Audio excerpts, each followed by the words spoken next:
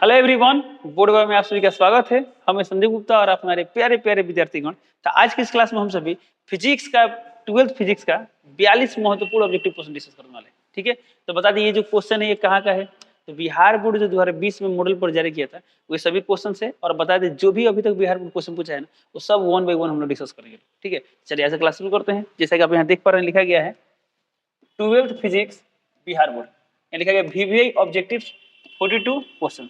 आज क्लास में हम लोग 42 ऑब्जेक्टिव क्वेश्चन डिस्कस करने वाले हैं। चलिए तो क्लास शुरू करते हैं।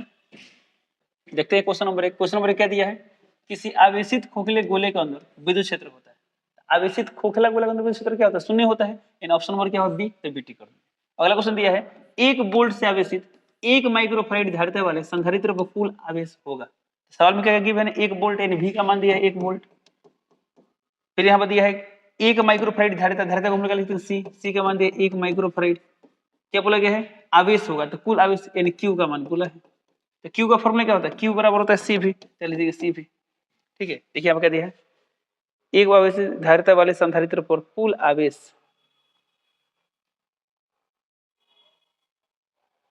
अब बता दें आपको। देखिए कोई संधारित्र है ना, संधारित्र, तो इस प्लेट पर प्लस Q चार्ज होता है, इसमें क्या होता है माइनस Q चार्ज। तो कुल आवेश क्या होगा, कुल आवेश शून्य हो जाएगा। तो दोनों प्लेट मिलेगा बोलेगा तो शून्य होगा। यदि किसी एक पर आवेश पूछता है, हालांकि देखिए संधारित्र की धारिता, संधारित्र का मूल आवेश क्या बोलते हैं, किसी एक प्लेट के आवेश को हम लोग क्या बोलते हैं, संधारित्र का आवेश बोलते हैं। ठीक है, तो इसमें बोला था दोनों प्लेटों का आवेश होगा एक फल, तो शून्य टिक करते हैं। बट यहाँ बोला संधारित्र का कुल आवेश, तो हम यहाँ पर क्या समझेंगे, उसे किसी एक प्लेट का आवेश पूछ रहा है। ठीक है, यानी संधारित्र का आवेश पूछ रहा है, तो Q का फॉर्मूला क्या होता है CV। सी का मान कितना दिया है, सी का मान दिया है 1 तो 1, V का मान दिया 1 तो 1। अब सी का मान माइक्रोफैराड में दिया है, तब इसका भी मान किस में माइक्रोफैराड में, यानी 1 माइक्रोफैराड। यानी ऑप्शन नंबर क्या होगा, ऑप्शन नंबर बी, तो बीटी कर दें। ओके, चलिए आपको बता दें ऐसे भी आपको जो फाइनल एग्जाम होने वाला है उसमें क्या होगा, 70 ऑब्जेक्टिव क्वेश्चन में कितना पूछेगा, 35।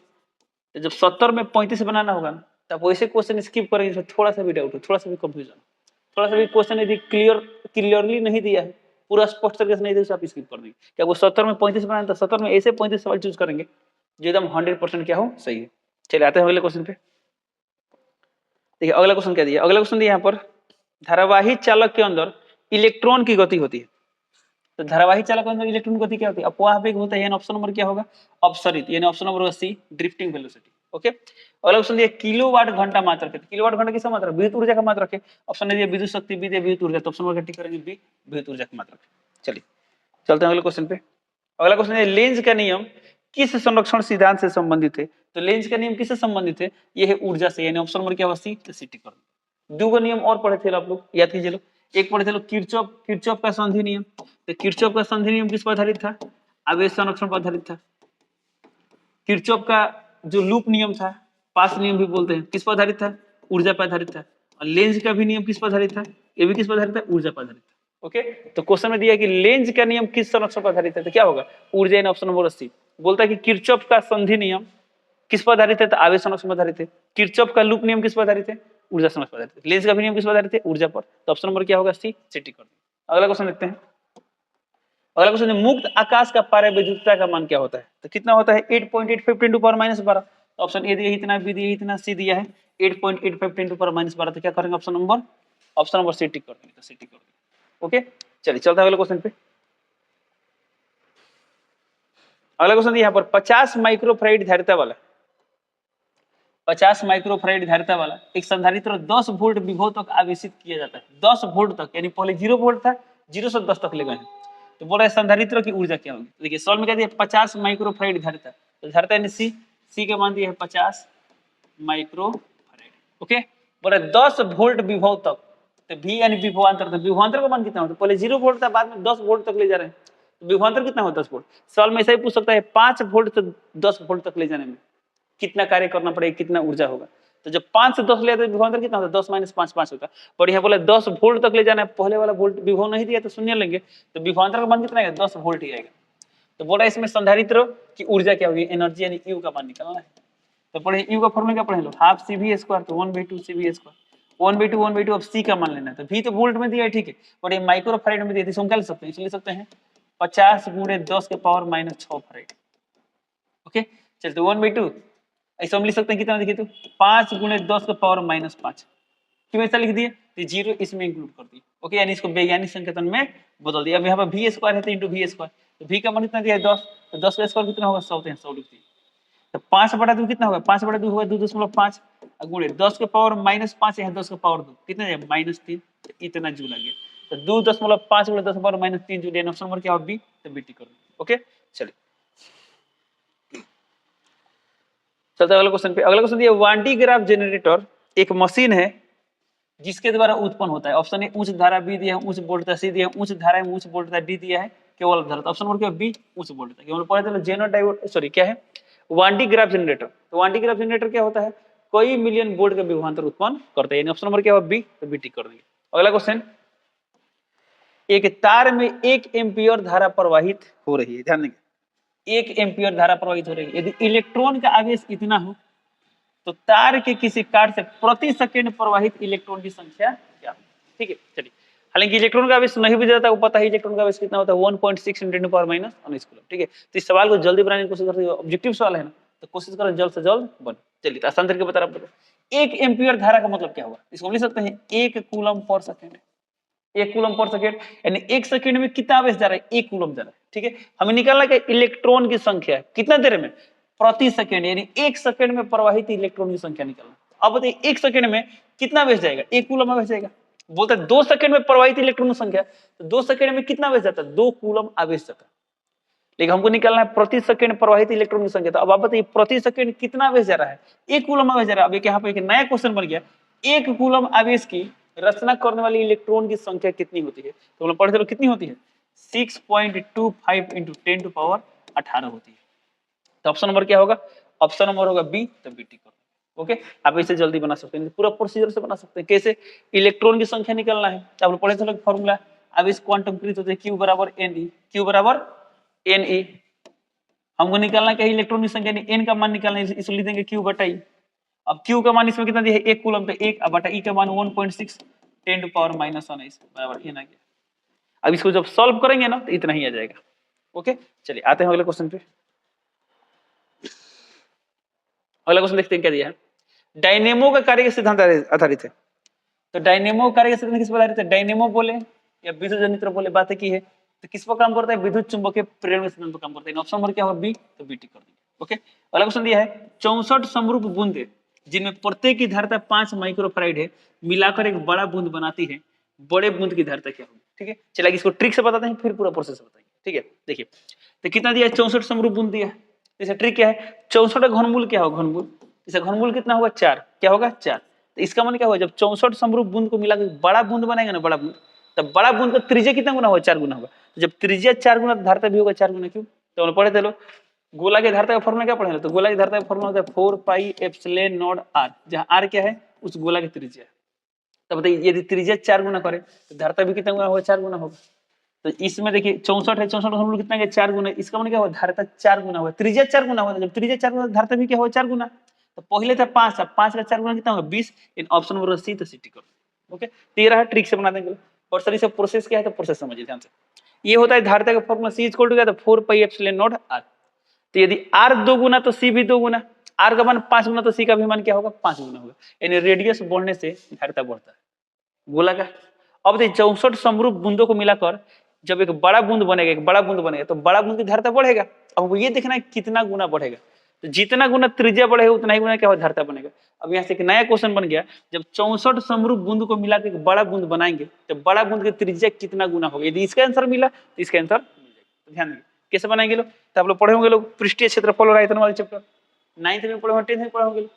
इसमें क्या पढ़ते हैं लोग, जब भी 2 या 2 से अधिक गोला या पदार्थ मिलाकर एक बड़ा पदार्थ बनाते हैं तो उसका आयतन चेंज नहीं होता है, आयतन चेंज नहीं होता। तो इसमें कितना समरूप बूंदे हैं 64। ध्यान देंगे, तो मान लीजिए ऐसा 1 बूंद 2 बूंद, ऐसा कितना बूंद लेते हैं 64 बूंद। इसको मिला क्या करते हैं, एक बड़ा बूंद बनाते हैं, बड़ा बूंद बनाते हैं। इसका त्रिज्या मान लेते हैं r, इसका भी त्रिज्या मान लेते हैं r, इसका त्रिज्या मान लेते हैं कैपिटल R। क्या मानते हैं कैपिटल R। इसे कितने बूंद लिए हैं 64 बूंद लिए। अब देखिए 64 बूंद के मिलने से एक बड़ा बूंद बन रहा है। इन सभी का त्रिज्या दिया r। क्यों, देखिए यहाँ पर क्या लिखा है समरूप, यानी सब के सब क्या है एक समान है, सब बूंद क्या है एक समान, इन सबको मिला के बड़ा बूंद बना रहे। तो इसका त्रिज्या दिया है r, इसका कैपिटल R। तो कैपिटल R का मान स्मॉल r का कितना गुना होगा ये पता कर ले, सॉल्व बन जाएगा ना। तो अब बताइए इन सभी के आयतनों का योगफल इसके आयतन के बराबर होगा नहीं होगा, आयतन बराबर होगा। तो हम क्या करेंगे, इन सब के आयतन का योगफल इसके बराबर कर देंगे। तो अब बताइए इस एक छोटा सा बूंद का आयतन क्या होगा, तो गोला का आयतन फॉर्मूला क्या होता है 4/3 पाई आर क्यूब। अब इसे कितने बूंद है 64 है, 64 से मल्टीप्लाई कर देंगे। ओके, अब बराबर इस बड़ा गोला का आयतन क्या होगा 4/3 पाई आर क्यूब।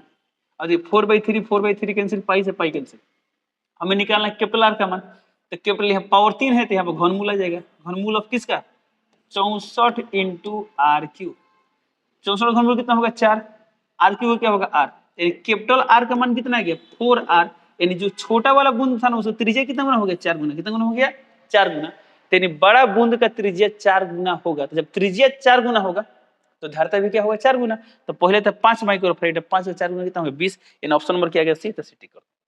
तो मैं ऐसे ही क्वेश्चन आ गया 8 समरूप बूंद को मिलाकर एक बड़ा बूंद बनाते हैं, बड़ा बूंद की धारिता कितना गुना हो जाएगा, तो 8 का घनमूल क्या हो 2, यानी 2 गुना, कितना गुना हो जाएगा 2 गुना।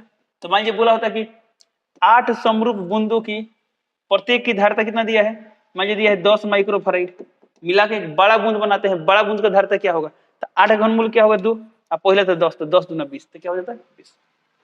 आप इसे सवाल का सॉल्व, मान लीजिए क्वेश्चन आ गया इस तरह से 10 माइक्रोफैराड धारिता वाले 27 बूंदों को मिलाकर एक बड़ा बूंद बनाते हैं, बड़ा बूंद की धारिता क्या होगी। अब यहाँ 27 बूंद मिला, 27 घनमूल क्या होगा 3, 10 माइक्रोफैराड, 10 का 3 गुना कितना होगा 30, 30 माइक्रोफैराड। ऐसे आप क्वेश्चन क्या कर सकते हैं सॉल्व कर सकते हैं। हालांकि बहुत फेमस क्वेश्चन है, बिहार बोर्ड बहुत बार अपनी परीक्षा में पूछ चुका है ये वाला क्वेश्चन। ओके चलिए, हालांकि सेम क्वेश्चन है पूछा है, ठीक है, बट आपको कॉन्सेप्ट पता होना चाहिए। चलिए आगे बढ़ते हैं। अगला क्वेश्चन दिया प्रकाश के एक माध्यम से दूसरे माध्यम में प्रवेश करने पर अचर रहता है, यानी चेंज नहीं होता है। ऑप्शन ए दिया आवृत्ति, जी बिल्कुल आवृत्ति कभी चेंज नहीं होता है, तो ऑप्शन नंबर क्या होगा ए, 80 कर दें। बट अन्य ऑप्शन में देख लेते हैं, बी दिया वेग, तब जानते हैं वेग चेंज होता है, कैसे चेंज होता है, जब प्रकाश की किरण सघन माध्यम से विरल माध्यम में जाती है तो वेग बढ़ जाता है, विरल से सघन में आता है तो क्या होता है वेग घट जाता है। सीधी तरंग लंबाई यानी तरंग दैर्ध्य है, वेवलेंथ, जिस तरह वेग बदलता है उसी तरह तरंग लंबाई भी बदलता है। जब विरल से सघन में आएगा तो तरंग दैर्ध्य घटेगा, सघन से विरल में तो क्या होता है तरंग दैर्ध्य बढ़ेगा। तो जिस तरह वेग चेंज होता है उसी तरह तरंग दैर्ध्य चेंज होता है, आवृत्ति चेंज होता है। अब रही सवाल आयाम की, तो थोड़ा सा कॉन्सेप्ट समझिए, यदि प्रकाश की तीव्रता चेंज होगा तो क्या होगा आयाम भी चेंज होगा। अब देखिए मान लीजिए यहाँ पर एक माध्यम से दूसरे माध्यम में प्रकाश आ रहा है, यहाँ अपवर्तन हो रहा है, तो इसके साथ क्या होता है थोड़ा सा आंशिक रूप से परावर्तन भी तो होता है, तो इसका तीव्रता कम होगी नहीं, जब तीव्रता कम होगा तो क्या होगा इसका आयाम भी क्या हो जाएगा कम हो जाएगा, ठीक है। बट मान लीजिए 100% रिफ्लेक्शन हो जाता है तो आयाम चेंज नहीं होता। तो इन दोनों ऑप्शन में सबसे एप्रोप्रिएट ऑप्शन कौन सा है, तो ये ऑप्शन नंबर ए आवृत्ति, आवृत्ति अचर रहता है, ऑप्शन नंबर क्या होगा ए, 80 करोड़। ओके चलिए चलते हैं अगले क्वेश्चन पे। अगला क्वेश्चन देखते हैं। अगला क्वेश्चन यहाँ पर 5 ओम प्रतिरोध के एक तार से जिसका विभवांतर 7 वोल्ट है 20 मिनट तक धारा प्रवाहित होती है, उत्पन्न ऊष्मा होगी। अब ये न्यूमेरिकल क्वेश्चन है, तो न्यूमेरिकल क्वेश्चन आता है जो दिया उसको लिख लेते हैं। देखिए क्या दिया 5 ओम प्रतिरोध, ध्यान देंगे, यानी आर का मान दिया है 5 ओम, तो लिख दिए 5 ओम, ठीक है। बोल रहा है कि विभवांतर 7 वोल्ट, तो वी का मान दिया 7 वोल्ट, तो 7 वोल्ट लिख लिए 20 मिनट तक, तो टी का मान 20 मिनट का समय है ना, तो टी का मान दिया 20 मिनट, तो 20 मिनट लिख लिए। तो बोल रहा है धारा प्रवाहित होती है, उष्मा का मान निकालना, नहीं एच का मान निकालना है। हमें देख रहे हैं सब ऐसा ही मात्रक में है, बट ये मिनट तो ऐसा ही मात्रक है नहीं, तो ऐसा ही मात्रक में बदल देते हैं, सेकंड में बदलते हैं। तो 20 मिनट में कितना सेकंड, तो 20 गुणे 60 सेकंड। ओके चलिए एच निकालना है, तो बताइए एच निकालना, तो एच का फॉर्मूला क्या होता है, तो एच का फॉर्मूला होता है आई स्क्वायर आर टी। अब इस सवाल को हमने जब आई का मान पता, इसमें आई का मान पता है नहीं ना, तब क्या करेंगे आई का मान निकालेंगे कैसे, तब पढ़े लो आई बराबर वी बाई आर। वी का मान इसमें देखिए कितना दिया है, वी का मान दिया 7, आर का मान दिया 5, तो जहाँ आई की तरफ रखेंगे 7/5, 7/5 का स्क्वायर 7/5 गुणे 7/5 इंटू दिया है आर, आर का मान तो दिया है 5, यानी देखिए 5 इंटू टी, टी का मान तो दिया है 20 गुणे 60, तो 20 गुणे 60। इसी को सॉल्व करेंगे तो आंसर आ जाएगा। एक तरीके ये हो गया, एक तरीका और बता रहे हैं, ध्यान देंगे, यही से चेंज कर रहे हैं। अब बताइए यहाँ पर क्या दिया है आई स्क्वायर आर, इसमें आई तो दिया नहीं है, इसमें क्या दिया वी और आर दिया, तो याद कीजिए लो आई स्क्वायर आर किसी का फॉर्मूला पढ़े लो, पढ़े लो पावर का फॉर्मूला क्या होता है, पी इक्वल होता है वी आई, इसको हम आई स्क्वायर आर भी लिख सकते हैं, ऐसे लिख सकते हैं वी स्क्वायर बाई आर, यानी आई स्क्वायर आर के बदले हम लिख सकते हैं वी स्क्वायर बाई आर, तो क्या हम लिख सकते हैं यहाँ पर वी स्क्वायर बाई आर, यहाँ टी है तो टी, आई का मान वी बाई आर रखिए, सॉल्व कीजिए यही आएगा, तो जैसे चाहे आप वैसे आप निकाल सकते हैं। अब वैल्यू पुट कीजिए, वी का वैल्यू कितना दिया है 7, तो 7 का स्क्वायर तो 7 गुणे 7 बटा में आर, आर का वैल्यू कितना दिया है 5, तो यहाँ 5 इंटू में टी, टी का मान कितना दिया, तो टी का मान दिया 20 गुणे 60, क्या लिख देंगे 20 गुणे 60, तो इतना जूल आ गया। तो ये तो ऑप्शन में कहीं दिया है, अच्छा ऑप्शन देखिए, ऑप्शन सभी ऑप्शन में क्या दिया, कैलोरी दिया है, यानी आपको जूल में नहीं चाहिए, कैलोरी में चाहिए, तो इसको हम क्या करेंगे, कैलोरी में चेंज करेंगे। चलिए थोड़ा सिंपल कर दें, 5 चौका 20 से कितना गया, 7 गुणे 7 गुणे 4 गुणे 60। ये किस में है, जूल में है, अब बदलना है कैलोरी में, किस बदलना है, कैलोरी में। तो अब बताइए एक कैलोरी में कितना जूल होता है, तो एक कैलोरी में होता है 4.18 जूल। सुविधा के लिए इसको हम क्या लिख सकते हैं, 4.2 जूल लिख सकते हैं। ओके, तो ऑप्शन देखते हैं, यहाँ पर दिया 280 और यहाँ दिया 140, अच्छा खासा अंतर है, सीधे 1400 पे आ गया, फिर यहाँ पर 2800 पे। तो सभी ऑप्शन में क्या है, ज्यादा डिफरेंस है, तब इसको 4 लेके भी सॉल्व कर सकते हैं। ओके, चलिए 4.2 लेके सॉल्व करते हैं, देखते हैं क्या होता है। लिखते हैं 4.2, इसको सॉल्व करें क्या होता है, यहाँ पर तो ये दशमलव हटाएंगे तो ऊपर जीरो आएगा, तो ये जीरो बढ़ाते हैं, कितना गया 7 छक 42, यहाँ 6 से कट गया 100, कितना गया 100, तो कितना गया 7 चौका 28, 28 यहाँ डबल जीरो है तो डबल जीरो, 2800 कैलोरी, 2800 कैलोरी कहीं दिया है, ऑप्शन नंबर डी में देखा, टिक करेंगे, ऑप्शन नंबर डी टिक करेंगे। ओके, चलिए चलते हैं अगले क्वेश्चन पे। अगला क्वेश्चन, प्रतिघात का मात्रक है, तो प्रतिघात पूछे या प्रतिरोध पूछे या प्रतिबाधा पूछे, तीनों का मात्रक क्या होता है, सेम होता है, क्या होगा, ऑप्शन नंबर बी ओम। प्रतिघात, प्रतिरोध, प्रतिबाधा, तीनों का सेम मात्रक क्या होता है, ओम होता है, तो ऑप्शन नंबर बी टिक कर दें। अगला क्वेश्चन लेते हैं, यौगिक सूक्ष्मदर्शी की लंबाई बढ़ाने पर इसकी आवर्धन क्षमता, तो हमने जब ऑप्टिक्स का वीवी ऑब्जेक्टिव क्वेश्चन डिस्कस किए थे, उसमें एक क्वेश्चन आया था, इसको बढ़िया से एक्सप्लेन भी किया गया था। ठीक है, तो यदि आप पूरा ऑप्टिक्स का क्वेश्चन देखना चाहते हैं, उस वीडियो को देख लें, उसमें आपको ये सब पूरा डिटेल्स में मिल जाएगा। तो हम लोग क्या पढ़े थे लोग, जब यौगिक सूक्ष्मदर्शी में क्या हुआ, संयुक्त सूक्ष्मदर्शी, जब इसकी लंबाई बढ़ाते हैं तो आवर्धन क्षमता क्या होता है, बढ़ता है, ऑप्शन नंबर क्या होगा, बी, तो बी टी कर दें। ओके, चलिए चलते हैं अगले क्वेश्चन पे। अगला क्वेश्चन ये, एक प्रिज्म से गुजरती प्रकाश की किरण के लिए आपतन कोण I1 तथा निर्गत कोण I2 है, किरण में न्यूनतम विचलन की स्थिति में, तो न्यूनतम विचलन की स्थिति में क्या होता है, आपतन कोण I का मान निर्गत कोण E के बराबर होता है। ठीक है, तो इसमें I1 I2 दिया है, तो इन क्या होगा, I1 बराबर I2, ऑप्शन नंबर क्या होगा, ए, तो ए टिक कर देंगे।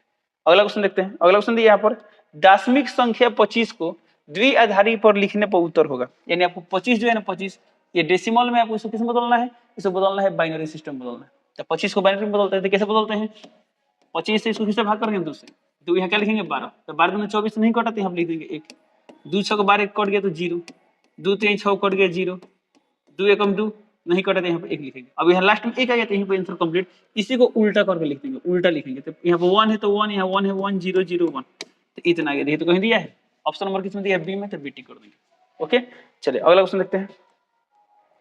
अगला क्वेश्चन, यदि एक गोले पर आवेश 10 माइक्रो कूलम हो तो उसकी सतह पर विद्युतीय फ्लक्स क्या हो, देखिए ये क्या है, आवेश का मान दिया है, तो क्यू का मान कितना दिया है, 10 माइक्रो कूलम, किसका निकालना है, विद्युत फ्लक्स यानी फाई का मान निकालना है।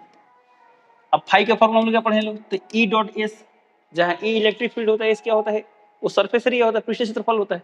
तो क्या इस क्वेश्चन में कहीं विद्युत क्षेत्र दिया है, नहीं दिया है, तो एक और फॉर्मूला पढ़े चलो, फाई बराबर क्यू बटा एप्सिलॉन नॉट, गाउस के नियम में क्या पढ़े चलो, फाई बराबर क्यू बटा एप्सिलॉन नॉट। ओके, अब ये सवाल कब नहीं, जब क्यू का मान पता है, जिसमें क्यू का मान पता है, आप एप्सिलॉन नॉट का मान जानते हैं 8.85 × 10⁻12, बट जब एप्सिलॉन नॉट का मान 8.85 लेके सॉल्व करते हैं ना, तो थोड़ा लेंदी होता है, तो इसको आसान करने का उपाय क्या है, तो हम लोग पढ़े थे लोग 1/4 पाई एप्सिलॉन नॉट का मान क्या होता है, 9 × 10⁻9, तो एप्सिलॉन नॉट का मान रख कर हल करने से बेहतर क्या आप इसका मान रखें, तो कैसे, इसमें थोड़ा मॉडिफाई करेंगे, क्या करेंगे, ऊपर नीचे 4 पाई से मल्टीप्लाई कर देंगे, इसको मिसाल ले सकते हैं 1/4 pi epsilon not × 4 pi Q, फिर 4 पाई कैंसिल किया जाएगा ना।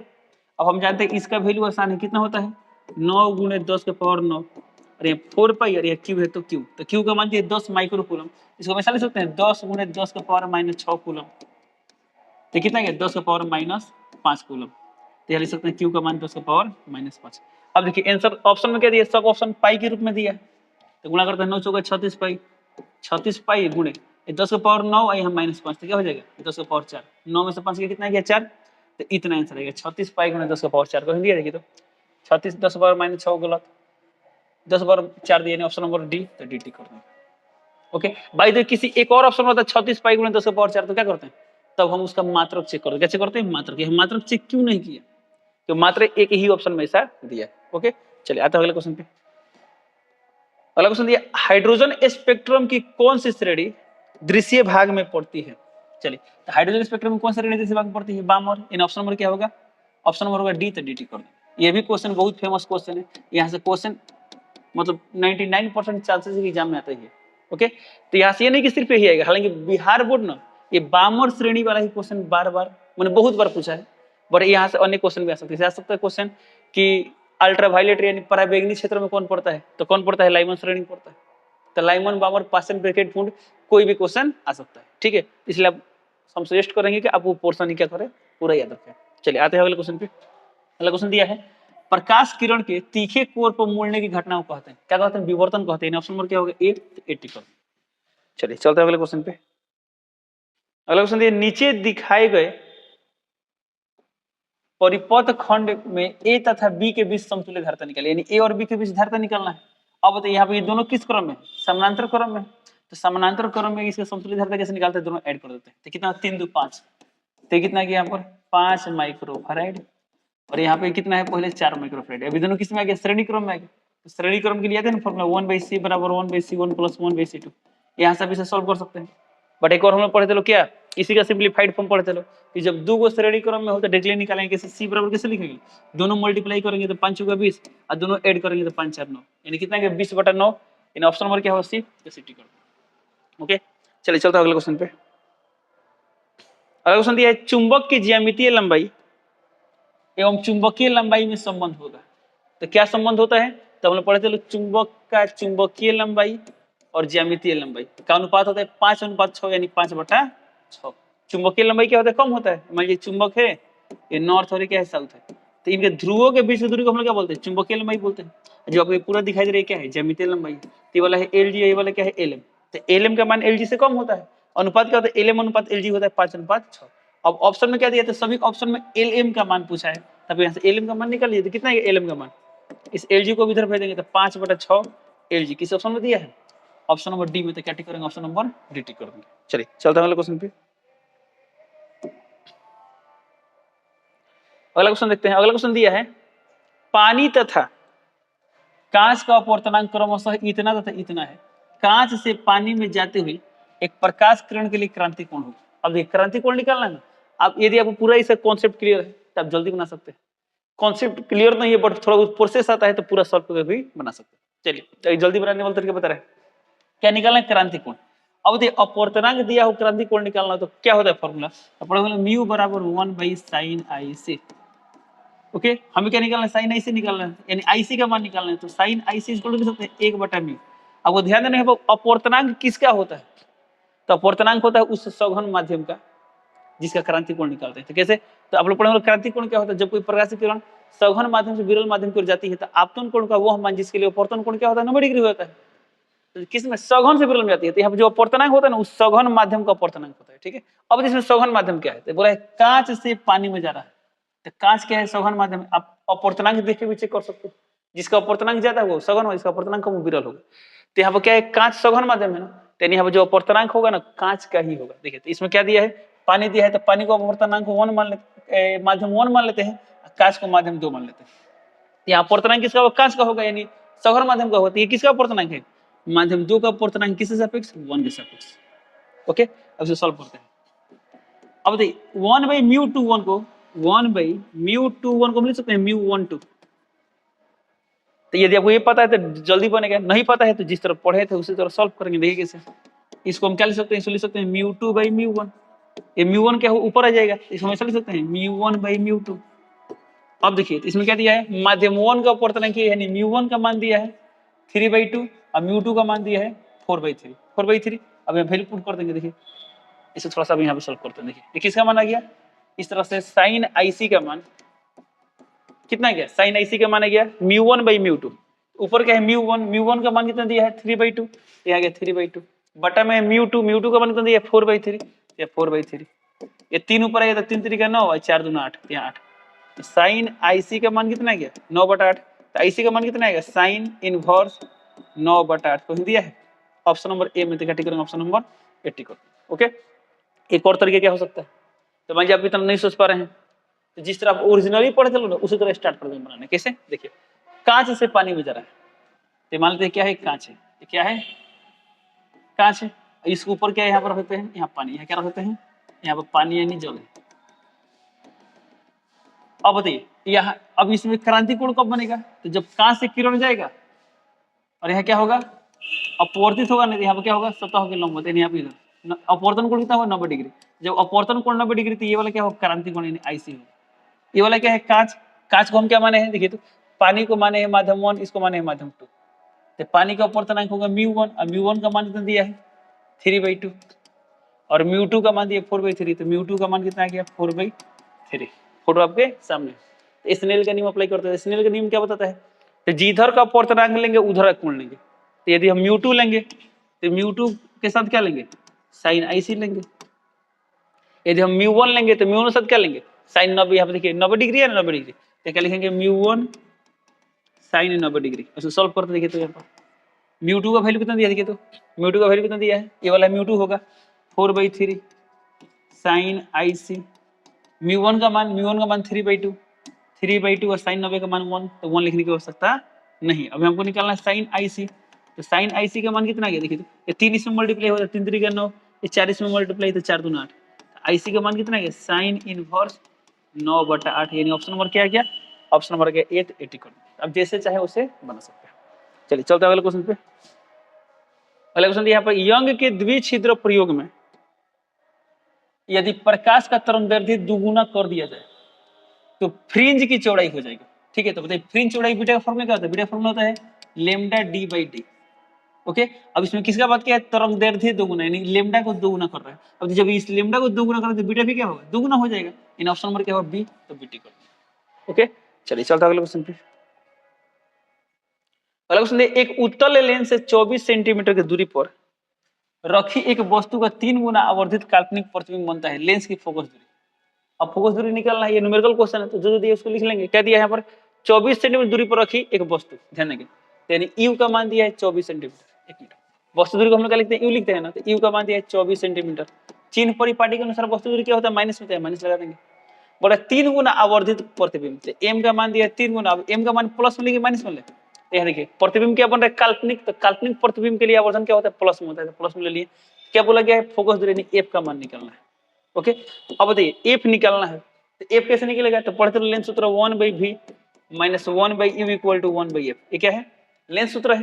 अब तो यहाँ से एफ कब निकाल पाएंगे, जब v और u का मान पता है। सॉल्व में v दिया है, v नहीं दिया है, u दिया है, ठीक है रख देंगे, v नहीं दिया है तो आगे v का मान निकालना। तो कैसे निकालेंगे, तो इसमें देखिए m दिया है, m, तो इसको सॉल्व करते हैं। देखिए तो m का फॉर्मूला क्या होता है, तो हम लोग पढ़े थे, दर्पण के लिए होता है -v/u और लेंस के लिए होता है v/u, तो v/u लिखिए।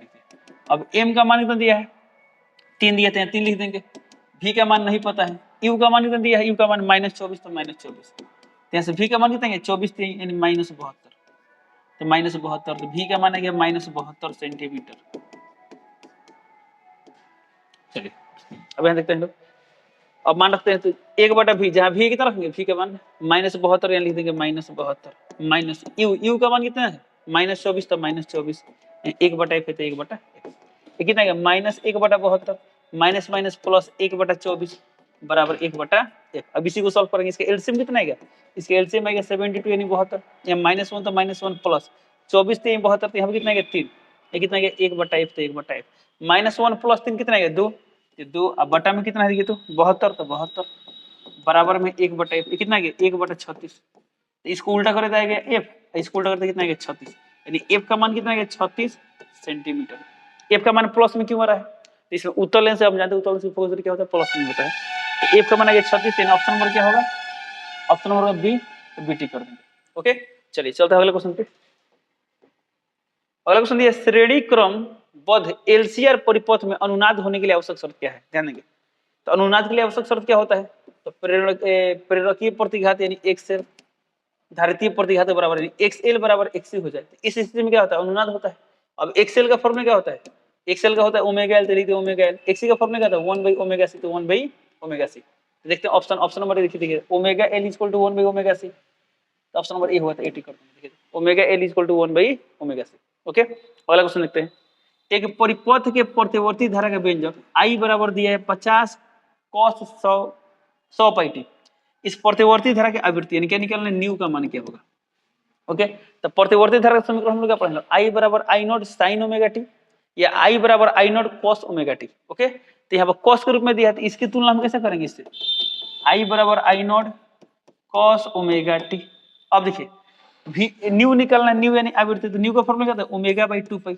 यदि ओमेगा का मान पता हो तो सॉल्व बन जाएगा। तो अब इसमें क्या है, cos और t के बीच ओमेगा है, तो इसमें cos और t के बीच क्या है 100 π, क्या है 100 पाई, यानी ओमेगा का मान क्या, इससे तुलना करेंगे तो ओमेगा का मान कितना आएगा, 100 पाई आएगा। तो जहाँ ओमेगा है कितना रख देंगे, ऊपर रख देंगे 100 पाई, अब बटा में कितना है 2 पाई, पाई पाई कैंसिल, 100 बटा 2 कितना आएगा 50, तो 50, इसका आंसर कितना आएगा 50 हर्ट्ज, कितना आएगा 50 हर्ट्ज। तो ये किस ऑप्शन में दिया 50 हर्ट्ज, ऑप्शन नंबर बी, तो बीटी कर देंगे। ओके चलिए चलते हैं अगले क्वेश्चन पे। अगला क्वेश्चन ये ब्रूस्टर का नियम है, तो ब्रूस्टर का नियम क्या होता है, म्यू इक्वल टू 10 IP, इन ऑप्शन नंबर सी, तो सिटी कर देंगे।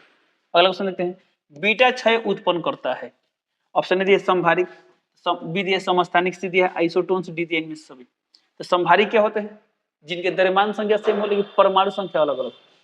समस्थानिक क्या होते हैं, परमाणु संख्या सेम हो लेकिन द्रव्यमान संख्या क्या हो अलग अलग। आइसोटोन्स क्या होते हैं, जिनमें न्यूट्रॉन की संख्या क्या हो समान, और इनमें सभी। तो देखते हैं क्या होता है। तो सबसे पहले बात समझते हैं बीटा क्षय में होता क्या है। ओके तो देखिए बीटा क्षय दो टाइप के होते हैं, एक होता है बीटा प्लस क्षय और एक क्या होता है बीटा माइनस क्षय। तो यदि पॉजिट्रॉन निकलता है तो बीटा प्लस क्षय, इलेक्ट्रॉन निकलता है तो बीटा माइनस क्षय। तो बीटा प्लस क्षय में क्या होता है, एक प्रोटॉन बदलता है न्यूट्रॉन में, और बीटा माइनस क्षय में क्या होता है, एक न्यूट्रॉन बदलता है प्रोटॉन में। ओके तो देखिए प्रोटॉन के न्यूट्रॉन में बदलने से क्या होगा, तो हम जानते हैं किसी का परमाणु संख्या किसकी संख्या होती है, प्रोटॉन की संख्या होती है। यदि किसी में प्रोटॉन की संख्या दिया है 10, क्या दिया है 10, तो उसकी परमाणु संख्या क्या होगा 10 होगा। अब इस घटना में क्या हो रहा है, प्रोटॉन बदल रहा है न्यूट्रॉन में। एक काम करते हैं, एग्जांपल लेते हैं, मान लीजिए प्रोटॉन की संख्या लेते हैं 10, न्यूट्रॉन की संख्या मान लीजिए लेते हैं 11, कितना लेते हैं 11। ओके अब बताइए, और द्रव्यमान संख्या की बात करें, इसका द्रव्यमान संख्या कितना है ए, तो द्रव्यमान संख्या क्या होता है, प्रोटॉन न्यूट्रॉन का जो फल होता है, तो 10 11 कितना होगा 21। ओके अब यदि इसके साथ हम कौन क्षय कर दे बीटा प्लस क्षय, तो एगो प्रोटॉन किस में कन्वर्ट हो जाएगा, इसका परमाणु संख्या कितना है 10, जेड का मान कितना है 10 है। अब इसमें एगो प्रोटॉन चेंज हो जाएगा न्यूट्रॉन में, किसमें हो जाएगा न्यूट्रॉन में। तो जब ये प्रोटॉन की संख्या 10 है तब कितना हो जाएगा, ये हो जाएगा कितना 9, और न्यूट्रॉन से कितना हो जाएगा, न्यूट्रॉन संख्या 11 है तो क्या हो जाएगा 12। समझिए बढ़िया से। अब यहाँ परमाणु संख्या कितना हो गया 9 हो गया, और द्रव्यमान संख्या कितना होगा देखिए, तो P प्लस N, तो अभी भी जोड़े कितना है 21 है, 21।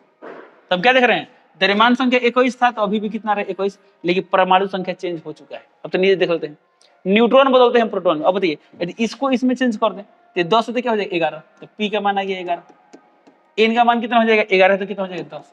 अब इसका परमाणु संख्या कितना हो गया, तो Z का मान हो गया 11। अब बात करते हैं द्रव्यमान संख्या A, तो 11 10 21, देखिए तो पहले A का मान 21 अभी भी 21 है। तो हम क्या देख रहे हैं, द्रव्यमान चेंज नहीं हो रहा है लेकिन परमाणु संख्या चेंज हो रहा है। तो जब जिसका परमाणु संख्या अलग अलग हो लेकिन द्रव्यमान संख्या सेम हो, उसे हम क्या बोलते हैं, संभारिक बोलते हैं। इसका ऑप्शन नंबर क्या होगा ए, तो 80 कर देंगे। ओके चलिए चलते हैं अगले क्वेश्चन पे। निम्नलिखित विद्युत चुंबकीय तरंगों में किसका तरंग दैर्ध्य सबसे कम है। अब तरंग दैर्ध्य के बाद बोला है, तो अब विद्युत चुंबकीय स्पेक्ट्रम पढ़े थे, उसका ट्रिक भी पढ़े थे, क्या पढ़े थे, रामी भॉक्स जी, रामी भॉक्स जी। ओके आर ए का मतलब क्या होता है, रेडियो वेव होता है। एम का मतलब क्या होता है, माइक्रोवेव। आई का मतलब इंफ्रारेड, वी का मतलब विजिबल लाइट, यू का मतलब अल्ट्रावायलेट रे, एक्स का मतलब एक्स रे, जी का मतलब क्या होता है गामा रे। ओके अब इसमें इधर से इधर जाने में क्या होता है, आवृत्ति बढ़ता है। आवृत्ति क्या होता है, बढ़ता है। आवृत्ति का मान बढ़ता है लेकिन तरंगदैर्ध्य का मान क्या होता है, घटता है। तरंगदैर्ध्य मान क्या होता है, घटता है। जब आवृत्ति बढ़े तो तरंगदैर्ध्य घटेगा। अब देखिए इसमें क्या बोला गया है, किसका तरंगदैर्ध्य सबसे कम है, बोला है किसका तरंगदैर्ध्य सबसे कम है। इधर जाने से तरंगदैर्ध्य घट रहा है, यानी जो जितना इधर होगा उतना ही तरंगदैर्ध्य कम होगा। तरंगदैर्ध्य क्या होगा, कम होगा। तो इन सभी में बात करते हैं सबसे कम तरंगदैर्ध्य किसका होगा, गामा किरण। किसका होगा, गामा किरण। ऑप्शन देखते हैं, ऑप्शन ने दिया है एक्स किरण, रेडियो तरंग, गामा किरण, टेलीविजन तरंग। ये भी क्या होता है, रेडियो तरंग के आसपास होता है, टेलीविजन तरंग। तो इसका सही ऑप्शन क्या होगा, सी यानी गामा किरण। गामा किरण क्या होगा, तरंगदैर्ध्य सबसे कम होगा। ओके चलिए आते हैं आगे क्वेश्चन पे। डी ब्रोगली तरंगदैर्ध्य लैम्डा एवं पी के बीच संबंध है। पी क्या है, संवेग है। तो डायरेक्टली फॉर्मूला पढ़ेंगे, लैम्डा इज इक्वल टू क्या होता है, h/p। एन ऑप्शन नंबर क्या होगा, बी, तो बीटी कर दो। ओके और ऑप्शन ट्रांसफार्मर का क्रूड बनता है, किससे बनता है, नॉर्म लोहा से। एन ऑप्शन नंबर क्या होगा, ए, तो 80 कर दो। चलिए चलता है अगले क्वेश्चन पे। निम्नलिखित में कौन विद्युतीय क्षेत्र से त्वरित नहीं होता है। तो त्वरित वही नहीं, अच्छा देखिए त्वरित कोई पदार्थ कब होता है, जैसे बल लगता है, पढ़े ना, ए बराबर एम ए का मान क्या होता है, ए बटा एम। अब बॉल का मान 0 तो ए का मान 0 होगा, सिंपल सी बात है। तो पदार्थ वही त्वरित हो, इस पर बल लगेगा। कौन त्वरित नहीं, इस पर बल ना लगे। तो क्वेश्चन दिया है कि विद्युतीय क्षेत्र से त्वरित नहीं होता है, तो जिस पर विद्युत क्षेत्र से बल नहीं लगता है वो त्वरित नहीं होता है। तो फिर विद्युत क्षेत्र से बल किस पर नहीं लगेगा, तो पढ़े लो फॉर्मूला ए बराबर क्यू इंटू ई, जहाँ ई क्या है, इलेक्ट्रिक फील्ड। अब इस क्वेश्चन में विद्युत क्षेत्र तो दिया है बट बल को नहीं लग रहा है, यानी बल का मान 0। अब 0 कब होगा, जब क्यू का मान 0 यानी आवेश 0। अब ये देखना इसमें किसका आवेश 0 यानी कौन इसमें अनावेशित है। तो ऑप्शन ए दिया है प्रोटॉन, तो प्रोटॉन का चार्ज होता है न्यूट्रॉन, तो न्यूट्रॉन उदासीन होता है, इसका कोई आवेश नहीं होता है। ऑप्शन नंबर क्या होगा? बी, तो बी टिक कर देंगे। ओके, आगे देख लीजिए अल्फा कण, तो अल्फा कण पर भी चार्ज होता है। अल्फा कण क्या होता है? He2+ होता है। तो इसमें क्या है देखिए 2+ है, यानी 2 प्रोटॉन के बराबर आवेश है। इलेक्ट्रॉन पर भी आवेश होता है, तो इसलिए ऑप्शन नंबर क्या होगा? बी। न्यूट्रॉन पर कोई आवेश नहीं होता। जब कोई आवेश नहीं तो बॉल का मान 0, बॉल का मान 0 तो त्वरण का मान भी क्या होगा? 0 होगा। अब इसे ऐसे सोच सकते हैं। चलते हैं वाले क्वेश्चन पे। दो परमाणुओं की परमाणु संख्या का अनुपात 1:27 है, तो उनकी नाभिकीय त्रिज्याओं का अनुपात है 1। नाभिकीय त्रिज्या का अनुपात पूछा है, तो नाभिकीय त्रिज्या का आर का फॉर्मूला क्या होता है? R0 a के पावर 1/3। ओके, जहां a क्या होता है? द्रव्यमान संख्या, और यहाँ क्या दिया है? परमाणु संख्या का अनुपात दिया है। तो मान लीजिए एक होता है हाइड्रोजन का, तो हाइड्रोजन का द्रव्यमान संख्या 1 होगा, 27, तो 27। कोबाल्ट का होता है, तो फिर कोबाल्ट का द्रव्यमान संख्या लेंगे, घनमूल निकालेंगे। 1 मिनट, यहाँ परमाणु संख्या नहीं, यहाँ पर द्रव्यमान संख्या क्या होना चाहिए था? द्रव्यमान संख्या होना चाहिए था। फिर देख लेते हैं, इंग्लिश पढ़ लेते हैं। अच्छा, यहाँ इंग्लिश में दिया एटॉमिक नंबर दिया, यहाँ पे क्या होना चाहिए? मास नंबर होना चाहिए। खैर चल द्रव्यमान संख्या लेकर सॉल्व करते हैं, ठीक है? किसका क्या लेकर सॉल्व करते हैं? द्रव्यमान संख्या। यदि यहाँ पर होता है द्रव्यमान संख्या तो क्या होता है, ठीक है?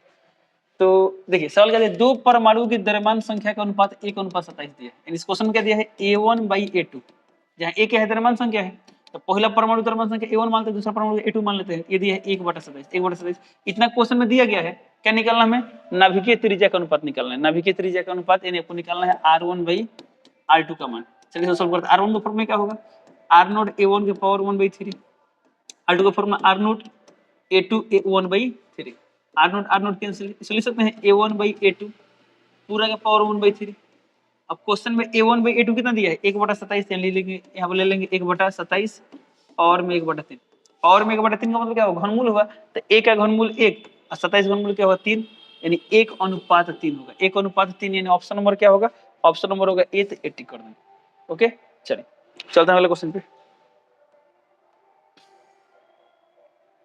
भू तरंगों के लिए आवृत्ति होनी चाहिए, तो भू तरंग के लिए आवृत्ति क्या होता है? अत्यंत कम होता है। ऑप्शन ए 0 मेगाहर्ट्ज से कम, बी दिया 1500 किलोहर्ट्ज से कम, 10^5 बहुत ज्यादा हो गया 100 मेगाहर्ट्ज से, यानी ऑप्शन नंबर बी होगा।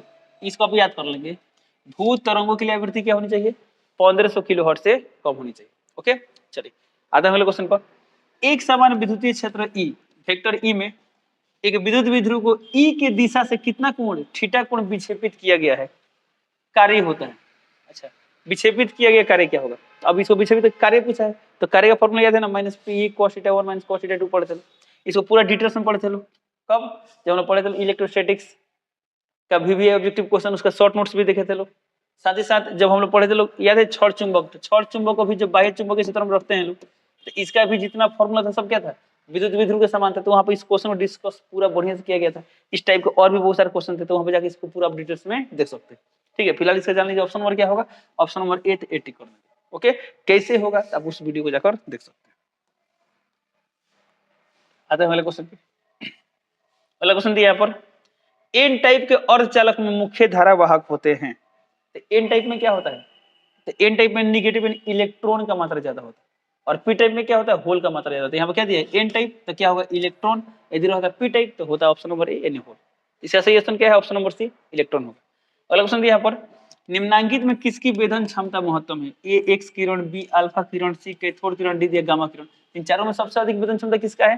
गामा किरण का। तो ऑप्शन नंबर क्या होगा? डी, तो डी टी कर दिया। चलिए अगला क्वेश्चन देखते हैं लोग। अगला क्वेश्चन दिया तत्व एक्स, इसका परमाणु संख्या दिया है 84, द्रव्यमान संख्या दी है 202। एक नाभिक पहले क्या होता है? अल्फा कण और फिर बीटा कण, यानी एगो नाभिक है जिसका पहले अल्फा क्षय होता है फिर बीटा क्षय होता है। तो बोल रहा है कि परिणामी नाभिक की परमाणु संख्या क्या होगी? अच्छा, यानी दोनों घटना होने के बाद उसका परमाणु संख्या क्या होगा? ध्यान रखें।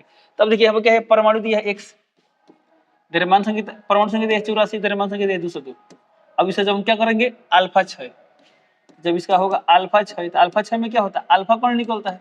अल्फा कण क्या होता है? हीलियम होता है। ये 2 हो गया, यहाँ पे क्या हो गया? 4। ओके, यहाँ पे होता है 2+, ये होता है अल्फा कण। अब देखिए यहाँ जो बनेगा इसको मानते हैं y, क्या मानते हैं y? तो जो परमाणु y बना, जो नाभिक y बना, ये परमाणु संख्या 84 था, 84 में से 2 चला गया, कितना गया? 82। अब यहाँ 202 है, इसमें 4 चला गया, कितना गया? 198। ओके, हालांकि इसमें क्या बोला गया है? परमाणु संख्या, ऊपर वाला नहीं लिखे तब चला, हमको इससे मतलब है। तो अल्फा क्षय से आ गया। अब यहाँ बात करते हैं बीटा से, किससे बात कर रहे हैं? बीटा से। तो हम जानते हैं बीटा क्षय दो टाइप का होता है, एक बीटा प्लस क्षय होता है और एक बीटा माइनस क्षय होता है। देखिए इसमें क्या दिया है, जैसे बोला बीटा कण उत्सर्जित हो रहा है, अब बीटा कण में इलेक्ट्रॉन जा रहा है कि पॉजिट्रॉन जा रहा है, इसका बात नहीं किया है, ठीक है। तब दोनों लेके थोड़ा चेक कर लेते हैं, ठीक है। अब यहाँ पर बीटा क्षय में क्या हो सकता है, एक काम करते हैं, मान लेते हैं बीटा प्लस क्षय हो रहा है, ठीक है। तो बीटा प्लस क्षय में क्या होता है, एक प्रोटॉन बदलता है न्यूट्रॉन में, तो जब प्रोटॉन न्यूट्रॉन में बदलेगा तो द्रव्यमान संख्या चेंज नहीं होगा, तो इसको मानते हैं जेड। ये था 198 तो 198 ही रहेगा, और जब प्रोटॉन न्यूट्रॉन बदलता है तो परमाणु संख्या कम हो जाता है, तो यहाँ पर 82 हो जाएगी 81। तो किस ऑप्शन में कैसे दिया है, देखिए तो 81 किस ऑप्शन में नहीं दिया है, तो नहीं दिया, इसका मतलब क्या हो, बीटा प्लस क्षय नहीं हो रहा है, क्या हो रहा है, बीटा माइनस क्षय हो रहा है। तो क्या बोलते हैं, इसका बीटा माइनस क्षय लेते हैं, बीटा माइनस क्षय। तो बीटा माइनस क्षय से क्या होगा, तो माइनस क्षय करने से क्या होगा, मान जेड क्या बन गया, जेड बन गया। अब माइनस क्षय में क्या होता है, तो एक न्यूट्रॉन बदलता है प्रोटॉन में, द्रव्यमान संख्या चेंज नहीं होगा, यानी 198 तो 198 ही रहेगा। अब न्यूट्रॉन बदला प्रोटॉन में, तो परमाणु संख्या बढ़ जाएगा, तो परमाणु संख्या 82, तभी क्या हो जाएगा 83 एंड 83। तो किस ऑप्शन में 83 दिया है, ऑप्शन नंबर बी, तो क्या टिक कर ऑप्शन नंबर बी टिक कर दो। ओके चलिए चलते हैं अगले क्वेश्चन पे। अगला क्वेश्चन यहाँ पर, पूर्ण तरंगी दृष्टिकरण में यदि निवेश आवृत्ति 50 हर्ट्ज है तो निर्गम आवृत्ति होगी, ध्यान देंगे, पूर्ण तरंग दृष्टिकरण बोल रहा है। याद कीजिए, लोग पढ़े थे लोग, इनपुट वोल्टता ऐसा होता है और दृष्टिकरण दो टाइप का होता है, और तरंग दृष्टिकरण एक होता है पूर्ण तरंग दृष्टिकरण। यहाँ पर क्या दिया है, पूर्ण तरंग दृष्टिकरण का बात कर रहा है। तो पूर्ण तरंग में क्या होता है, ये धनात्मक ऋणात्मक सबका दृष्टिकरण हो जाता है, यानी कुछ ऐसा होता है। आवृत्ति क्या होता है, तो प्रति सेकंड चक्कर की संख्या को हम लोग क्या बोलते हैं, आवृत्ति बोलते हैं। यदि 1 सेकंड में ये 50 चक्कर लगा रहा है, यानी क्या होगा, उसका आवृत्ति 50 हर्ट्ज, ठीक है। और समझते हैं, तो देखिए इसका आवृत्ति कितना दिया है, देखिए तो निवेश इनपुट दिया 50 हर्ट्ज, ये दिया है 50 हर्ट्ज, यानी 1 सेकंड में 50 चक्कर लगाता है, 50 दोलन पूरा करता है, तो हई 1 सेकंड में कितना दोलन पूरा करेगा, ठीक है। तो ऑप्शन ए के अनुसार बोल रहा है 50 से करेगा, बी के अनुसार बोल रहा है 25 से नहीं आधा हो जाएगा, सी के अनुसार बोल रहा है 100 यानी 2 गुना, और डी के अनुसार 200 यानी 4 गुना हो जाएगा। चेक करते क्या हो, इसको आप ऐसे चेक कर सकते हैं। अच्छा बताइए, हम इतना का बात करें, इतना ही का बात करें, यानी इतना देर में यह कितना चक्कर पूरा कर रहा है, मात्र 1 चक्कर। कैसे, देखिए अभी इसका लोकेशन यहाँ पर था, फिर ऐसा सिचुएशन कब आ रहा है, यहाँ पर देखिए, तो यहाँ से यहाँ पर आने में 1 चक्कर पूरा हुआ। अब इसमें देखिए तो यहाँ पर ऐसा था, फिर यहाँ पर ऐसा आ गया, यानी यहाँ पर 1 चक्कर पूरा हो गया, फिर यहाँ पर 1 चक्कर पूरा हो गया। तो यहाँ पर जितना समय में यह 1 चक्कर लगा रहा है, उतना समय में कितना चक्कर लगा रही है, तो 2 चक्कर लगा, कितना चक्कर लगा, 2 चक्कर। यानी यहाँ से इसका आवर्तकाल टी है, तो इतना टाइम पीरियड है, यहाँ पर इतना, यहाँ पर इसका टाइम पीरियड इतना ही है, देखिए इतना ही है। तो जितना देर में 1 चक्कर लगा रहा है, उधर देर में कितना चक्कर लगा, तो 2 चक्कर, कितना लगा रहा है, 2 चक्कर लगा रहा है, यानी इसका आवृत्ति क्या होगा, इसका 2 गुना हो गया, 50 से कितना हो जाएगा, 100 हर्ट्ज हो जाएगा। तो सिंपली आप इसे याद कर लीजिए, पूर्ण तरंग दृष्टिकरण में आवृत्ति 2 गुना होता है, अर्ध तरंग दृष्टिकरण में आवृत्ति चेंज नहीं होता है। यदि अर्ध तरंग रहता तो आंसर 50 हो जाता है, बट पूर्ण है तो क्या हो जाएगा, 100 हो जाएगा। ऑप्शन नंबर क्या होगा, ऑप्शन नंबर सी, तो सी टिक कर दीजिए। ओके चलिए चलते हैं अगले क्वेश्चन पे। ये अगला क्वेश्चन दिया है, किसी परिपथ का प्रतिरोध, ध्यान देंगे, किसी परिपथ का प्रतिरोध 12 ओम, यानी आर का मान क्या दिया है, 12 ओम दिया है। फिर बोल रहा है प्रतिबाधा 15 ओम, यानी जेड का मान कितना दिया है, 15 ओम दिया है। शक्ति गुणा यानी cos फाई का मान क्या होगा, तो देखिए शक्ति गुणा यानी cos फाई का फॉर्मूला हम क्या पढ़ेंगे, ये होता है r/z, यानी दी r/z। अब इस क्वेश्चन में r का मान कितना दिया है, r का मान दिया है 12 तो 12, अब बटा z का मान कितना दिया है 15 तो 15। सॉल्व करते हैं, 3 से कटेगा 3 चौका 12, 3 5 15, यानी 4/5 कितना है 0.5/40, 0.8 कितना है 0.8, यानी ऑप्शन नंबर बी, तो बी टिक कर देंगे। ओके चलिए चलते हैं लास्ट क्वेश्चन है 42 नंबर पे। प्रकाश तरंगों के संचरण में दोलन तल की दिशा और ध्रुवण तल की दिशा के बीच का कोण क्या होता है, कोण कितना होता है, 90 डिग्री होता है। ऑप्शन नंबर क्या होगा, बी, तो बी टिक कर देंगे। ओके चलिए इसी के साथ क्या होता है, जो आज का 42 ऑब्जेक्टिव क्वेश्चन थे वो सब कंप्लीट होता है। इसी तरह इस वीडियो कंप्लीट करते हैं, मिलते हैं अगले क्लास में, तब तक के लिए जय हिंद।